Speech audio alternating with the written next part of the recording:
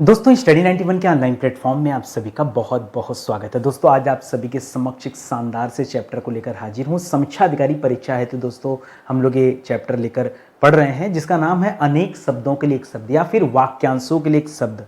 जबरदस्त है क्लास है दोस्तों। और एक चीज और बताना चाहूंगा, आज हमारा 83 नंबर का लेक्चर है। ठीक है, सीधी बात नो बकवास इस सीरीज के तहत दोस्तों जो मैं क्लास आपको दे रहा हूँ ये अपने आप में यूनिक क्लास है। अपने आप में इसलिए यूनिक है दोस्तों क्योंकि जो सवाल है उसमें से आप 50% सवालों का भी जवाब नहीं दे पाएंगे। मैं बार बार इस तरह के बीच बीच में चैलेंज वाले जो है सीरीज भी लेकर आता हूं जहां पर आपकी जो है तैयारी आपको लगे कि नहीं अभी आपको और तैयार होने की जरूरत है। इसके अलावा मैं बताना चाहूँगा स्टडी 91 के प्लेटफॉर्म से जो हमारे ऑनलाइन कोर्स है समीक्षा अधिकारी परीक्षा हेतु हिंदी विषय का कोर्स अवेलेबल है। बाकी हिंदी इंडिविजुअल का कोर्स अगर आप ज्वाइन कर लेंगे तो हमारा सुपर सेलिंग बैच है, इसकी तो कोई बात ही नहीं है। ठीक है, आइए सीधे स्टार्ट करते हैं क्योंकि कई बार क्या होता है कि कहने और करने में अंतर होता है। तो कोशिश कीजिएगा, मुझे पता है शुरुआत के 10 सवाल भी आप ढंग से जवाब नहीं दे पाएंगे, आप चाहे जितना भी तैयारी करके रखें, लेकिन मैं भी पूरी तैयारी के साथ आज के सवालों को लेकर हाजिर हूँ। ठीक है, बताइए या बताने की कोशिश कीजिए। पहला सवाल है जताने या बताने का कार्य। जताने या बताने का कार्य, इसके लिए आपको जो है एक शब्द बताना है, एक शब्द बताना है खाली कि इसके लिए आप क्या कर सकते हैं। जताने या बताने का कार्य बताइए। बहुत कॉमन सा शब्द है, जब आपको उत्तर दूंगा ना आप हैरान हो जाएंगे, कहेंगे सर यही यही इसी का अर्थ था। ये नहीं पता ना, मैं बता रहा हूं। कई बार मान लीजिए आपके गली मोहल्ले घर के आसपास किसी तरह की कोई दिक्कत परेशानी हो, जैसे मान लीजिए नाली जाम हो जाए, सड़क टूट जाए, कहीं खंबे से तार टूट जाए, तो आप सूचित करते हैं अपने जो नियरेस्ट अधिकारी होता है विभाग का, उसको आप सूचित करते हैं। सूचित कैसे करते हैं? उसको ज्ञापन देते हैं। क्या देते हैं? ज्ञापन। तो किसी चीज को जताने या बताने के कार्य को क्या कहा जाता है दोस्तों? ज्ञापन देना कहलाता है। बताइए कैसा रहा जवाब? बढ़िया जवाब ना। आपके आसपास से जवाब घूम रहा था लेकिन किसी की भी निगाह इस बात पर नहीं पड़ी। चलिए आगे बढ़ते हैं, अगला सवाल दिखाता हूं। करा ज्ञान देने वाला। जो ज्ञान देने वाला हो तो उसे क्या कहते हैं? आप कहेंगे सर अध्यापक। नहीं, अध्यापक अलग हो जाएगा। ठीक है, जो ज्ञान देने वाला होता है उसके लिए एक शब्द होता है, जैसे हे हंस वाहिनी ज्ञान दायिनी, ज्ञान को देने वाली देवी, तब हम कहते हैं माता सरस्वती। लेकिन यहां पर खाली ज्ञान देने वाला बोल रहा है। ठीक है, तो याद रखिएगा ज्ञान देने वाले के लिए एक शब्द क्या हो जाता है? ज्ञान दा। क्या हो जाता है दोस्तों? ज्ञान। बस इतना ही शब्द होता है, इसे आप याद रखिएगा। ठीक है, अगला सवाल देखिए। अगला सवाल लिख रहा है जो जानने योग्य हो। जो जानने की योग्य हो उसके लिए एक शब्द बताइए। थोड़ा सा दिमाग पे जोर डालिएगा। जो जानने की योग्य है उसके लिए क्या हो जाता है? ज्ञातव्य। एक शब्द क्या हो जाता है? ज्ञातव्य। जो जानने योग्य हो। ठीक है, जिसे ज्ञान प्राप्त करने की प्यास हो उसे क्या कहते हैं? ज्ञान प्राप्त करना है तो ज्ञान हो जाएगा, और प्यास के लिए शब्द होता है पिपासु, तो क्या हो जाएगा? ज्ञान पिपासु। कैसा रहा सवाल? बढ़िया ना। 60 सवाल लेकर आया हूं, ज्यादा नहीं, और 60 में से मेरा अनुमान है कि आप 30 से अधिक सवालों का जवाब नहीं दे पाएंगे। नहीं दे पाएंगे, ये मैं कहना चाहता हूं। आगे आइए देखते हैं। अगला सवाल दे रहा है कि जो जाना जा सके। मैंने कहा नहीं नहीं नहीं वाला जवाब नहीं। यहां पे जो जाना जा सके या फिर जिसे जानना आवश्यक हो, दो बातें अलग अलग हैं। ठीक है, दोनों एक ही जैसे हैं। जो जाना जा सके उसके लिए आपको बताना है क्या शब्द हो जाता है। तो जब जाना जा सकता है तो ज्ञेय शब्द हो जाएगा। अगर न जाना जा सके, अगर लिखता जो न जाना जा सके, जो न जाना जा सके उसे क्या कहते हैं? तब आप कहते हैं अज्ञेय। क्या कहते हैं? अज्ञेय। जिसे न जाना जा सके वो अज्ञेय, और जिसे जाना जा सकता है वो क्या हो जाएगा? वो ज्ञेय हो जाएगा। ठीक है, तो ये आप याद रखिएगा। अगला सवाल क्या दे रहा है? वह जो छुटकारा दिलाता है। ठीक है, वह जो सर मोक्ष प्राप्त कर लेना, नहीं भैया, छुटकारा दिलाता। आप देखते होंगे जब जब राक्षस दौड़ाते थे देवताओं को मारने, देवता त्राहिमाम त्राहिमाम त्राहिमाम करते हुए बचा लो हे ईश्वर, बचा लो बचा लो। वहीं से एक शब्द याद रखेगा त्राता। छुटकारा दिलाने वाले को क्या कहा जाता है? त्राता। तो त्राता आप ऐसे भी लिख सकते हैं, ठीक है, और ऐसे भी। ठीक है, तो त्राता शब्द याद रखेगा, त्राता। ठीक है, ये हो जाएगा। जो वह जो छुटकारा दिलाता उसे क्या कहते हैं? त्राता। इसी से बना है त्राहिमाम शब्द।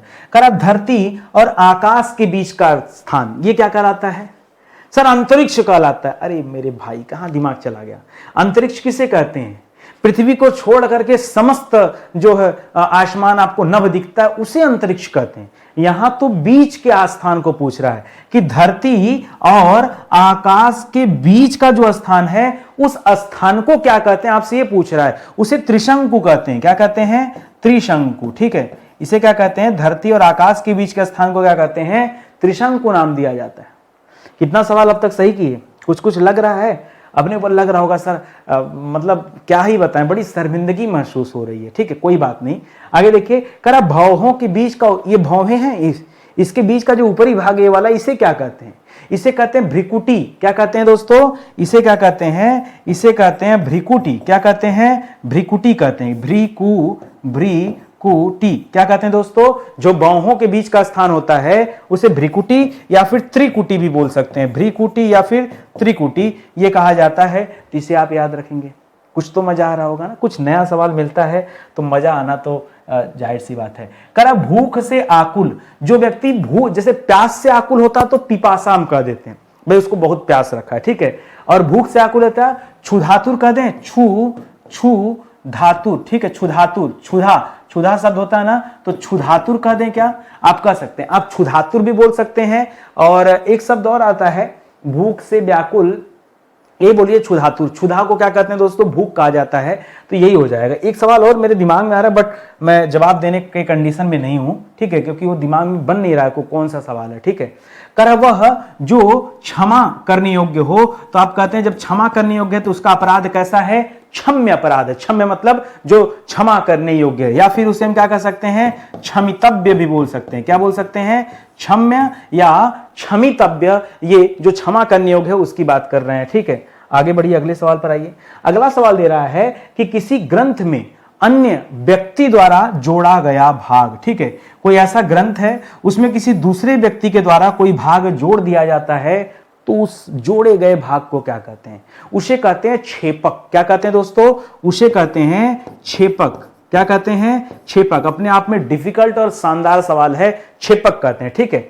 इसी तरह अगला सवाल देखिए, अगला सवाल दे रहा है जिसका हाथ बहुत तेज चलता हो, जिसका हाथ बहुत तेज चलता हो, ठीक है, उसे क्या कहते हैं, ठीक है, उसे कहते हैं क्षिप्र हस्त। क्या कहते हैं, उसे कहते हैं क्षिप्र हस्त, जिसका हाथ बहुत तेज चलता हो। जबकि बाएं हाथ से काम करने वाले को सब्यसाची कहा जाता है, ढेबरा कहा जाता है जो बाएं हाथ से काम करता हो, या सब्यसाची, ठीक है। सब्यसाची ज्यादा मिलेगा आपको, ढेबरा जो है नहीं मिलेगा, ठीक है। आगे बढ़िए, अगला सवाल कह रहा है जहां पृथ्वी और आकाश मिलते हुए दिखाई पड़े, ठीक है। ऐसा कई बार होता है, आप छत पे खड़े होते देखते हैं कि कहीं दूर जाके धरती और आकाश दोनों मिला सा दिख रहा है, लेकिन ऐसा कहीं होता है, खाली दिखता हो, उसे क्षितिज बोलते हैं। क्या बोलते हैं, जहां धरती और आकाश मिलते हुए दिखते हैं उसे क्या बुलाते हैं, उसे क्षितिज बुलाते हैं। क्या बुलाते हैं, क्षितिज, ठीक है, क्षितिज, ठीक है, जहां मिलते हुए दिखाई दे उसे क्षितिज कहते हैं, ठीक है। आगे बढ़िए, अगला सवाल देखिए, कह रहा वह जो भाग्य में हो, जो भाग्य में हो उसके लिए कोई शब्द बताइए। इसके लिए देखिए दो चीजें होती, एक शब्द आप कहीं पढ़ते होंगे प्रारब्ध। क्या पढ़ते होंगे, एक प्रारब्ध, जो भाग्य में हो उसके लिए प्रारब्ध शब्द भी होता है, या फिर एक और शब्द होता है होतव्य। क्या होता है, जो होने ही वाला हो, आपके भाग्य में कंफर्म हो, तो उसके लिए क्या हो जाता है, या होतव्यता भी कहते हैं, वैसे होतव्य करिए या फिर प्रारब्ध शब्द कीजिए, 1 नंबर का ये जवाब हो जाएगा, प्रारब्ध, ठीक है। इसको याद रखिएगा, वह जो भाग्य में है उसके लिए मैं शब्द बता रहा हूं। अगला देखिए, कर सेना का वह भाग जो सबसे आगे रहता है, आप कहेंगे उसे पैदल सेना कहते हैं। मैं कह रहा हूं गलत जवाब है, गलत जवाब। और बताइए सर, आगे रथी रहते हैं क्या, रथी मतलब जो रथ पे सवार है, नहीं। अश्वरोही रहते हैं क्या, जो घोड़े पे सवार, नहीं। गजरोही रहते हैं क्या, गजधनरोही, जो गज मतलब हाथी की सवारी करते हैं, नहीं, ये सब पीछे वाले हैं। सेना का वह भाग जो सबसे आगे रहता है उसे कहा जाता है हरावल। क्या कहा जाता है, हरावल। क्या कहा जाता है, हरावल। कैसा लगा पढ़कर, सर नहीं मजा आ रहा है ना। देखिए जब कोई चीज मैं कठिन पढ़ाता हूं ना, जब ज्यादा रिसर्च करके ये वीडियो सबसे कम चलेगा, सबसे कम चलेगा। क्यों पता है, मैं इसी को अगर आसान सवाल देता ना, अरे बहुत बच्चे इसको देखते हैं, क्योंकि जब सवाल आता है उसका उत्तर ना, तो आपका अटेंशन बढ़ जाता है, और जब आप जवाब नहीं दे पाते तो आप ना अपमान नहीं सहन कर पाते, और आप सोचते हैं बस छोड़ो, अब यहां से निकल लो, इसी में भलाई है, ठीक है। अपनी आत्मग्लानि नहीं करानी। लेकिन यही दोस्तों आपको फायदा मिलेगा। आपके हित मित्र जितने लोग समीक्षा अधिकारी की तैयारी कर रहे होंगे वो इन चीजों को नहीं जानते होंगे ना। अगला, हाथी की पीठ पर रखी जाने वाली जो चौकी होती है उसे क्या कहते हैं, उसे हौदा कहते हैं ना।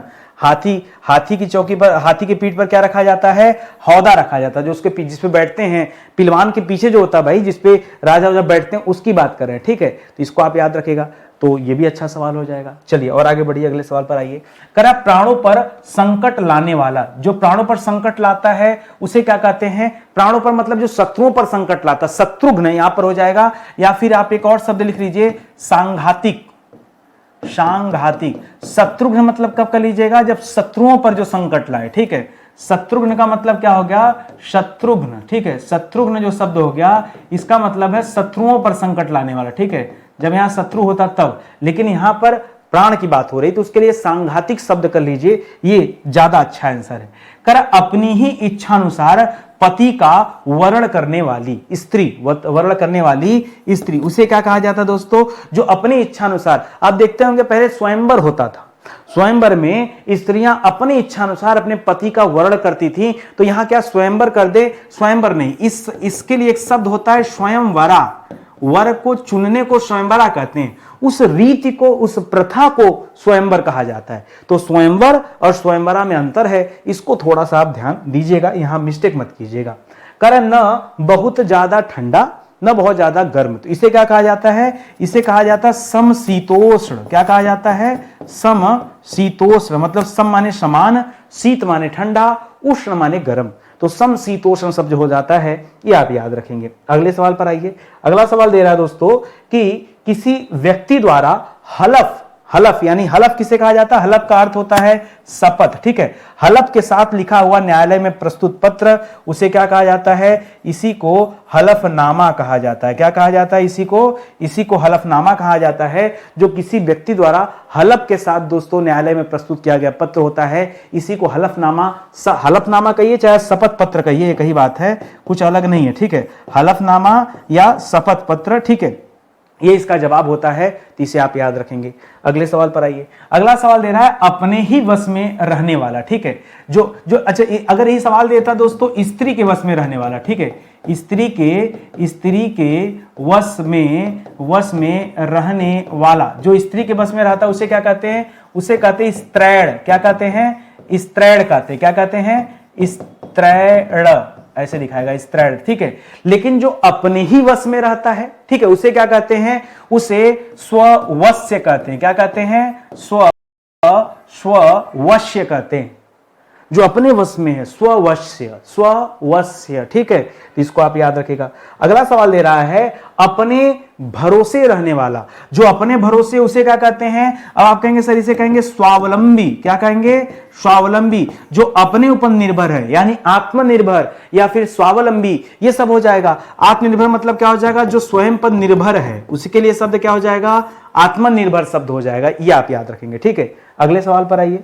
अगला सवाल दे रहा है जो एक जगह से दूसरी जगह, या ध्यान दीजिएगा, न ले जाया जा सके। अगर लेके चले जाते तब कहते हैं विस्थापित कर देना। कोई चीज यहां है, यहां से हमने उठा के यहां रख दिया, इसी को विस्थापन कहते हैं। लेकिन यहां लिखा है कि न ले जाना, तो उसे क्या कहते हैं? उसे कहते हैं अस्थावर, ठीक है, अस्थावर, ठीक है, या फिर अस्थावर ही बोली ज्यादा सही है, ठीक है। विस्थापन का उल्टा हो जाता है अस्थावर, ठीक है, तो ये आप याद रखेंगे, अस्थावर शब्द हो जाएगा। कह मांस से युक्त, इसके लिए एक शब्द बताइए जो मांस से युक्त है। तो मांस से युक्त के लिए शब्द क्या हो जाता है? सामिस शब्द हो जाता है। सामिस, स धन अमिस बराबर क्या हो जाता है? शामिस शब्द हो जाता है, मांस से युक्त, ठीक है। उसके लिए शब्द क्या हो जाएगा? शामिस शब्द हो जाएगा, ये आप याद रखेंगे। अगला सवाल कह रहा जिसने अभी हाल ही में किसी बच्चे को जन्म दिया है, उसके लिए एक शब्द बताइए। देखिए, जो बच्चे को जन्म देती है मां, उसे आद्य प्रसूता कहते हैं। तभी तो हॉस्पिटल वगैरह में प्रसूति गृह शब्द लिखा होता है। लेकिन जो अभी अभी बच्चे को जन्म दिया हो, उसके लिए शब्द हो जाता है सद्यः प्रसूता। क्या हो जाता है?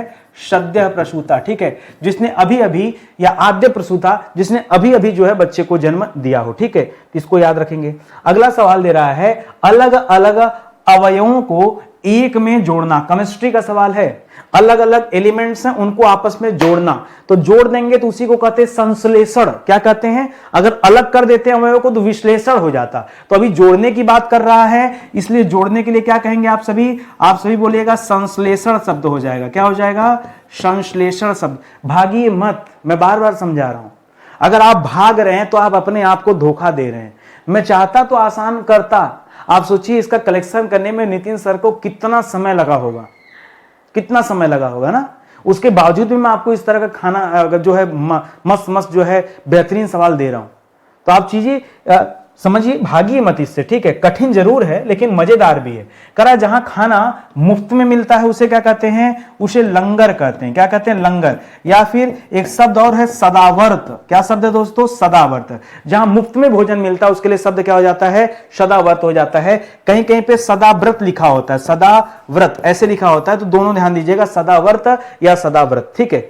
चलिए अगले सवाल पर आइए। अगला सवाल दे रहा है स्त्री के वश में रहने वाला। ये तुमने पीछे बताया अभी आपको, जिसका स्वभाव स्त्रियों जैसा हो उसके लिए क्या हो जाता है दोस्तों, उसके लिए एक शब्द होता है स्त्रैण। क्या शब्द होता है, स्त्रैण शब्द होता है। ये आप याद रखिएगा, कहीं कोई डाउट नहीं ना। चलिए और आगे बढ़ जाइए, अगले सवाल पर आइए। अगला सवाल दे रहा है कि आदर पूर्वक सिर पर धारण करने या स्वीकार करने योग्य। जब आप किसी चीज को सिर पर धारण करते हैं, स्वीकार, आपकी बात सर सिरोधार्य है, तो इसके लिए शब्द क्या हो जाता है, शिरोधार्य शब्द हो जाता है। इसको आप नोट कर लीजिए, शिरोधार्य। और वर्तनी में भी ध्यान दीजिएगा, शिरोधार्य कैसे लिखा जाएगा, ठीक है। स जो है दोस्तों ये बड़ा सा रहेगा, शिरोधार्य ऐसे होगा, ठीक है। शत्रुओं को मार डालने वाला, ठीक है, ये भी मैं पीछे बताया, जो शत्रुओं को मार डालता है, ठीक है, वह प्राण पर संकट लाने वाले को सांघातिक कहते हैं, जबकि शत्रुओं को मार डालने वाले को क्या कहते हैं, शत्रुघ्न कहते हैं। क्या कहते हैं, शत्रुघ्न कहा जाता है। अच्छा चलिए आगे बढ़ते हैं। करा चांदनी रात को क्या कहते हैं, ठीक है, चांदनी रात को कहते हैं दोस्तों विभावरी। क्या कहते हैं, चांदनी रात को क्या कहते हैं, मतलब जिस रात में चंद्रमा हो और तारे टिमटिमा रहे हो उनके लिए क्या हो, लेकिन चांदनी बोला ना, विभावरी मत करिए, सरवरी करिए। चांदनी रात को क्या कहते हैं, सरवरी। सरवरी लिखिए दोस्तों, क्योंकि चांद की बात कर रहा है, ठीक है। और विभावरी दोस्तों जब तारों की बात हो रही हो, ठीक है, तारों की बात हो रही तब दोस्तों आप विभावरी करिए, ठीक है। जब रात में तारे टिमटिमाते हैं तब उसके लिए विभावरी, और जब चांदनी रात बोल दिया तो सरवरी, ठीक है। ये थोड़ा सा अंतर देखिएगा। आगे बढ़िए। करा जो अपने धर्म के विपरीत आचरण करता है तो उसके लिए शब्द क्या हो जाता है, आप ही कहते हैं। अपने धर्म के विपरीत आचरण करने वाले को विधर्मी कहते हैं। जो धर्म को मानता ही नहीं वही क्या है दोस्तों, वो विधर्मी है ना। जो धर्म के विपरीत आचरण करता है उसके लिए क्या शब्द हो जाएगा, विधर्मी शब्द हो जाएगा। और आगे बढ़िए। अच्छा बहुत सारे बच्चे जानते हैं कि नितिन सर खाली हिंदी पढ़ाते हैं। मैं बार बार कहते आया हूं दोस्तों, आप एक मौका दीजिए। सुबह 9 बजे की फ्री क्लास चल रही है, मैं कोई पैसे खर्च करने की बात नहीं कर रहा हूं, 9 बजे फ्री क्लास चल रही है। अब तक दोस्तों इस क्लास में 10,500 सवाल आपको पढ़ा दिए गए हैं। अब तक इस क्लास में 350 से अधिक लेक्चर आपको दिए गए हैं, ठीक है। और अब तक दोस्तों 5 बड़े विषय, एंशिएंट, मिडावल, मॉडर्न, पॉलिटी और वर्ल्ड ज्योग्राफी, ये 5 बड़े विषय पूरी तरह से समाप्त हो गए, एकदम जड़ से समाप्त हो गए। एक भी ऐसा टॉपिक नहीं जिस पर हमने क्लास न दिया हो। सब कुछ सीक्वेंस में आपको पढ़ने को मिलेगा और ये क्लास पूरी तरह से फ्री है। आप प्लेलिस्ट में आके एक बार चेक कर लीजिए, आपको पूरी चीज मिल जाएगी, ठीक है। बाकी दोस्तों अभी इस समय इंडियन ज्योग्राफी की क्लास चल रही है, अभी ज्वाइन करेंगे तो अच्छी बात है, फ्री यार, पैसा तो देना नहीं है। 10-5 लेक्चर पढ़ के देखो, फायदा होगा तो देखना आगे। सर किस परीक्षा के लिए, अगला सवाल आपके मन में, भाई ये फाउंडेशन है, बेसिक आपका क्लियर करेगा, एक तरह से एनसीईआरटी बैच है, ठीक है। आप आइए पढ़िए, मजा खूब आएगा। आप पढ़ेंगे तो खुद आपको लगेगा कि किस परीक्षा के लिए, आप खुद ब खुद समझ जाएंगे, ठीक है। आगे बढ़िए। तारों भरी रात, अभी इसी की बात हो रही थी, ठीक है। तारों भरी रात के लिए क्या शब्द क्या हो जाएगा दोस्तों, विभावरी। लेकिन अगर यही मुद्दा क्या हो जाता दोस्तों, चांदनी रात की बात हो जाती, तब क्या हो जाता, तब हो जाता दोस्तों सरवरी, ठीक है। तो थोड़ा सा ध्यान देना है, हमारे हिंदी में शब्दकोश क्या है ना, खूब भर भर के शब्दकोश हैं, तो हर चीज का अलग मायने है, इसलिए जो इतने सारे अर्थ निकल कर आ रहे हैं, वरना इंग्लिश की बात करते तो बहुत कम होता है। करा वह स्त्री की जिस स्त्री की संतान पैदा न होती हो, ऐसी स्त्री जिसको संतान न पैदा हो उसे वंध्या कहते हैं ना, ठीक है। क्या कहते हैं, वंध्या, ठीक है। नहीं हम कहते हैं बाजपन रोग है, ठीक है, तो वंध्या ना बोलते हैं दोस्तों, वंध्या, ठीक है। वंध्या नहीं, वो वंध्या कहते हैं दोस्तों जिस स्त्री की संतान न पैदा हो, ठीक है, उसे क्या कहते हैं, वंध्या कहते हैं, याद रखेंगे। करा भले बुरे की पहचान का ज्ञान, ऐसा व्यक्ति जो भले बुरे की पहचान कर लेता है तो हम उसे कहते हैं भाई वो विवेकी है। क्या है, विवेकी, उसका विवेक काम कर रहा है, वो अच्छा बुरा अपना समझता है। आप देखिए आप कितने विवेकी हैं, इतनी अच्छी क्लास चल रही है, क्योंकि कठिन सवाल है इसलिए वीडियो नहीं देखना है, तो अच्छे बुरे का ज्ञान है आपको, आपके अंदर विवेक, जिसके अंदर विवेक होगा वो क्लास में होगा, और नहीं विवेक होगा तो चलते बनेगा, हमें कोई फर्क नहीं पड़ता। कह रहा है किसी वस्तु या विषय के अंगों को अलग अलग करके देखना। अगर अलग अलग कर दिया आप तो उसे क्या कहेंगे, उसे विश्लेषण कहेंगे। अगर आपने एक साथ जोड़ के देखा तब उसे क्या कहेंगे, उसे संश्लेषण कहेंगे। दोनों चीजें मैंने आपको सिखाया समझाया, इसको आप ढंग से अपने दिमाग में रखिएगा, ठीक है। और आगे ये कह रहा बचपन और जवानी की उम्र के जो बीच की संधि होती, संधि मतलब समय काल, ठीक है, समय, ठीक है, जो बीच का समय होता है, जो बचपन और जवानी के बीच का समय है उसे क्या कहते हैं, उसे कहते हैं वयः संधि। आप वयस्क हो रहे हैं, बस वयस्क होने से ठीक पहले का समय है तो वयः संधि, उसके बीच का जो समय होता है उसे वयः संधि कहते हैं, ठीक है। अगला लिख रहा है दोस्तों, जो बढ़ रहा हो, क्या होगा भैया, ये तो हमको भी नहीं आता है। जो बढ़ रहा हो, इसके लिए कोई शब्द बताइए, जो बढ़ रहा हो, बताइए बताइए, नहीं आ रहा दिमाग में, आएगा तो भी बता दूंगा आपको।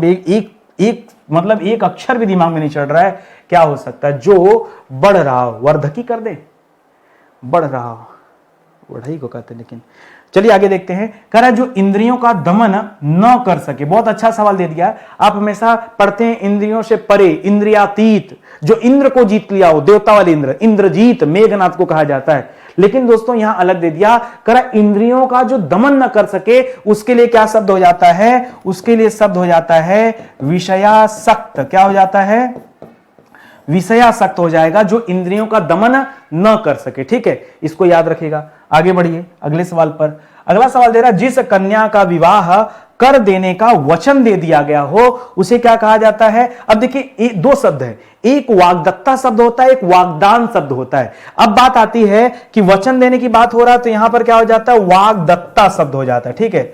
वचन दे दिया गया ना तो वाग्दत्ता हो जाता है, ठीक है, इसको याद रखिएगा। जो बढ़ रहा हो दोस्तों, इसके लिए एक स्टार लगा के मैं लिख दे रहा हूं आप, लेकिन एक बार चेक जरूर कर लीजिएगा।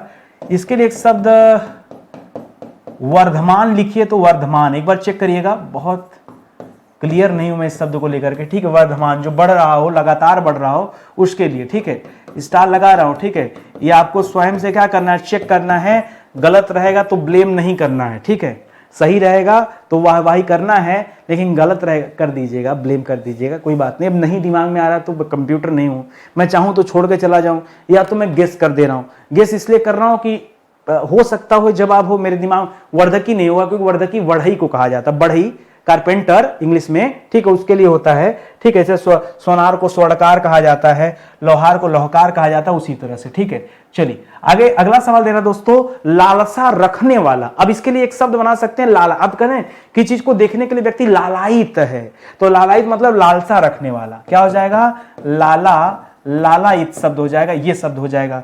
कर लोभ करने वाला, जो व्यक्ति लोभ करता है उसके लिए क्या हो जाता है, उसके लिए दोस्तों शब्द हो जाता है लिप्सा। क्या हो जाता है, अगर लोभ की इच्छा आई, ठीक है, काम क्रोध लोभ मोह, तो लिप्सा हो जाएगा। या फिर एक और शब्द लिखिएगा लोलुप। क्या लिखेगा, लोलुप। वैसे लिप्सा का, ठीक है, लोलुप भी कर सकते हैं, ठीक है। आगे बढ़िए, अगला सवाल ले रहा है, जो आसानी से पच जाए। बताइए, जो आसानी से पच जाए, ठीक है, उसके लिए एक शब्द बताइए। कुछ ऐसा खाइए जो आसानी, बात पचने की बात नहीं, खाने की बात हो रही है, इसे कहते हैं लघुपाक। क्या कहते हैं, लघुपाक, ठीक है, जो आसानी से पच जाए उसे लघुपाक कहा जाता है। अगला सवाल दे रहा है, उत्तराधिकार में मिली जायदाद, जायदाद या संपत्ति, जो संपत्ति उत्तराधिकार में मिलती है उसे क्या कहते हैं, उसे कहते हैं रिक्त। क्या कहते हैं, रिक्त कहते हैं। क्या कहते हैं, रिक्त। री के बाद आधा क और थ, री में ऋषि वाला नहीं होगा, यही वाला र होगा, र पे छोटी की मात्रा कीजिए, यही रहेगा रिक्त, ठीक है। उत्तराधिकार में प्राप्त संपत्ति। कह खून से रंगा हुआ, खून को कहते हैं रक्त, ठीक है, क्या कहते हैं, रक्त।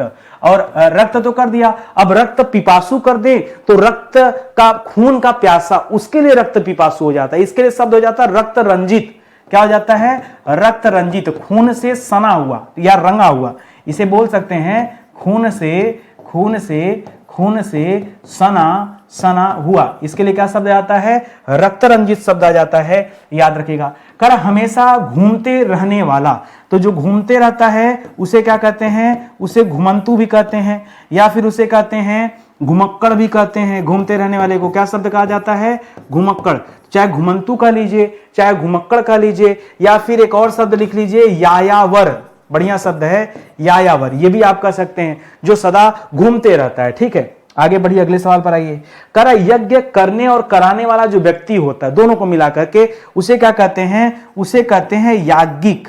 क्या कहते हैं? याज्ञिक। जो यज्ञ करने और कराने वाले व्यक्ति होते हैं, संयुक्त रूप से इन्हें क्या कहा जाता है? याज्ञिक कहा जाता है। ये आप याद रखिएगा। करा जो कोई वस्तु या भिक्षा मांगता हो, ठीक है, भिक्षा मांगना मतलब भीख मांगना, ठीक है, तो इसे क्या कहते हैं दोस्तों? उसे कहते हैं वैसे मांगने को क्या कहा जाता है? मांगने को याचना कहा जाता है, लेकिन यहां पर क्योंकि भिक्षा की बात करें, भीख मांगने को, और मांगता हो तो उसके लिए याचक कर लीजिएगा। याचना तो मांगने को कहा जाता है, याचक दोस्तों हो जाएगा, क्योंकि मांगता हो तो ऐसे किसी व्यक्ति की बात हो रही जो कोई वस्तु या भीख मांगता हो, उस व्यक्ति को याचक कहते हैं, और उसके मांगने की क्रिया को याचना कहते हैं। ठीक है, याचना नहीं अब रण होगा, यानी मांगने वाली बात खत्म, रण मतलब लड़ाई होगी अब। ठीक है, करा जैसा उचित हो वैसा। ठीक है, आप कहते हैं कि भाई जैसा उचित हो सर वैसा कर लीजिए, जैसा उचित हो सर वैसा पढ़ा लीजिए। ठीक है, तो इसके लिए एक शब्द क्या हो जाता है? इसके लिए हो जाता है यथाधन उचित, बराबर क्या हो जाता है?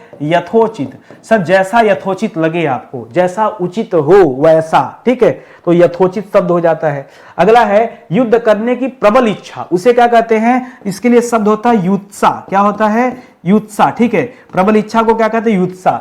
युत्सु नाम का एक व्यक्ति था, वो कौरव में 100वें नंबर का भाई था। आपको पता है दोस्तों कौरव की संख्या कितनी थी?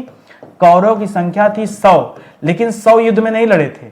युद्ध में लड़ने वाले दोस्तों सिर्फ 99 थे, और एक जो था दोस्तों वो पांडव की तरफ से लड़ा था। ठीक है, पांडव की तरफ लड़ा था। उसका नाम क्या था? उसका नाम था युत्सु। क्या नाम था? युत्सु। ठीक है, नहीं पता होगा, लोग यही जानते हैं कि महाभारत में कौरव 100 भाई थे और 100 के 100 लड़े थे। नहीं, 99 लड़े थे पांडवों से, और एक पांडव की तरफ से कौरवों से लड़ा था। उसे पता था कि धर्म और अधर्म क्या है, इस वजह से उसने साथ छोड़ दिया था। ठीक है, आगे देखिए, कर्म मनाने के लिए की गई विनती। किसी को मनाने के लिए जो विनती की जाती है उसे क्या कहते हैं? उसे कहते हैं मनुहार।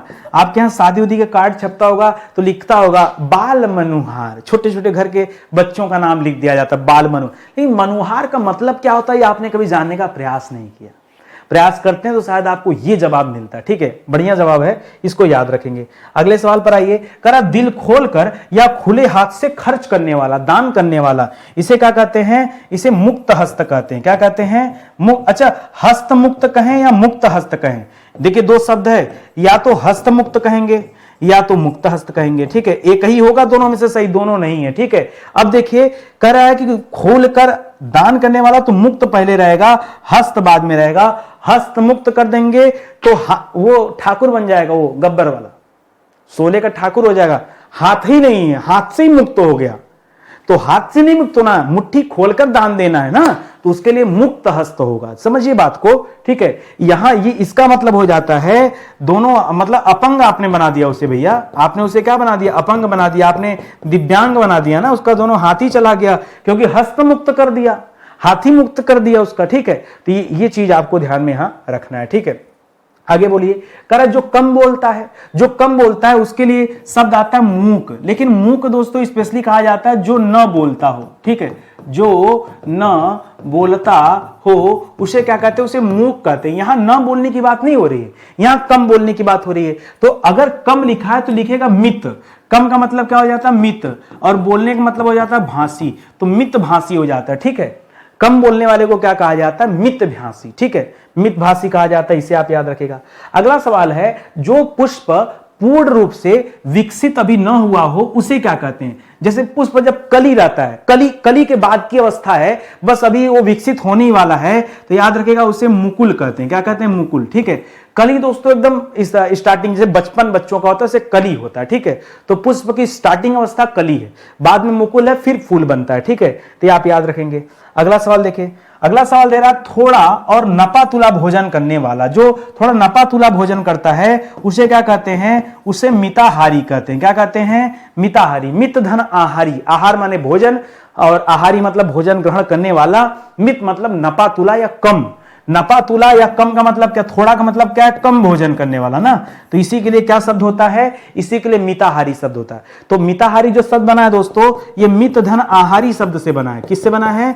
मित धन आहारी बराबर क्या हो जाता है? मिताहारी हो जाता है। ये एक्चुअली यहां पे लिखा हुआ है। ठीक है, अगले सवाल पर आइए, कह रहा मन के दुर्बल होने की स्थिति या भाव, ठीक है। तो इसे क्या कहते हैं, इसे दुर्बल से दौर्बल्य शब्द याद रखेगा, ठीक है, क्योंकि मन की बात कर रहा है, इसीलिए यहां पर मनोदौर्बल्य कर दीजिए। क्या कर दीजिएगा, मनोदौर्बल्य, ठीक है। मनोदौर्बल्य ये शब्द हो जाएगा, मन के दुर्बल होने की स्थिति जो है इसे मनोदौर्बल्य कहा जाता है, ये आप याद रखेंगे। अगला सवाल देखिए, कह रहा शीत ऋतु की वर्षा, जो ठंडी के समय दोस्तों जो वर्षा होती है, अब देखिए दिसंबर जनवरी ठंडे का समय होता है, लेकिन कभी कभी उस दौरान भी वर्षा हो जाती है, तो उस वर्षा को क्या कहते हैं, उसे कहा जाता है महावट। क्या कहते हैं, महावट, ठीक है। आप नहीं जानते होंगे, जो आपके यहाँ के बुजुर्ग लोग होते होंगे उन्हें इस महावट के बारे में पता होगा, ठीक है। जो ठंडी के समय वर्षा होती है, हम और आप कहते हैं ये पश्चिमी विक्षोभ के कारण वर्षा हो रही है। ठंडी के समय जो वर्षा होती है हम कहते हैं किस कारण हो रही है, ये पश्चिमी विक्षोभ की एक घटना होती है, ये उसके कारण होती है, ठीक है। लेकिन हमारे जो बुजुर्ग हैं वो कहते नहीं, महावट की घटना है। क्या है, महावट, ठीक है, इसका नाम देते हैं महावट है, ठीक है। आगे देखिए, कमल की दंडी को क्या कहते हैं, वैसे कमल की दंडी को हम लोग खाते हैं, क्या नाम है उसका, भसीड़ ना।